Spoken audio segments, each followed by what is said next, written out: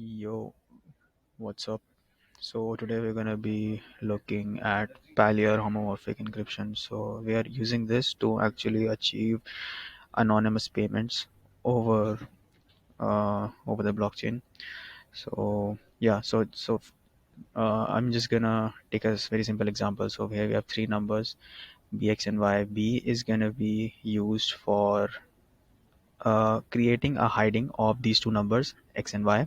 So hiding is basically if you want to perform, these are your two original numbers and you want to perform some arithmetic operation on these two numbers, but you wanna do it in an encrypted form. So we're gonna create an hiding for these two numbers. So we use the common digit b, and we use the power function to raise it to the power of those numbers respectively. So we're gonna get the hiding of 2 as 9 and the hiding of 3 as 27. Then we're gonna use this formula. So this is S stands for sum and H1 and H2 are the hidings respectively, and we are gonna equate it to H1 times H2. Now why we're doing this, it's gonna be evident in a few minutes. Just bear with me. So then when you substitute the values of the hiding respectively, we get the answer as 243, 9 times 27. So since we used power here, so that was encryption. So to decrypt, we're going to use log, and the base is going to be the number capital B that we use initially for creating our hidings. So that way, when we use log of 243 with the base 3, we get 5. And this was sum. So the sum of X and Y, if you calculate, it's going to be 5. So yeah, that's how uh, Pallier homomorphic encryption works. And we are this is a very high level overview of how it works. Under the hood there are some complex mathematical formulas that are used to achieve the same things. Yeah, thank you.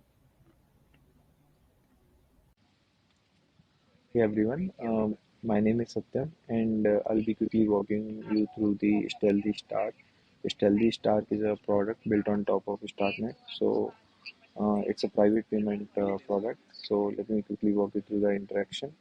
So with the Stealthy Start, you can transfer, ERC20 tokens to any wallet address on the StartNet without revealing the wallet address or the token amount. Uh, so let's address the receiver address and the token amount and click on the secure transfer.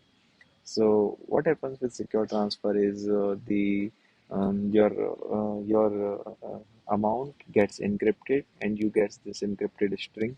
So any communication with the contract happens through this data.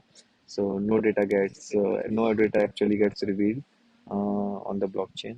So if we click on the proceed transfer, this is a normal transfer call that we make to the ERC20. So let's sign the transaction. Okay. So once we sign the transactions, we get a message that transaction queued successfully. So what this means is that once the transaction gets verified, so through some um, decided algorithm, then your the amount will be reflected in the receiver's account. And here obviously we can see the transaction history and yeah, I mean transaction history we can see, and we can, if somebody had sent us the balance, we'll be able to see the balance here. Thank you. I'll pass it over to my teammate to explain more about the technology behind it and the implementation detail.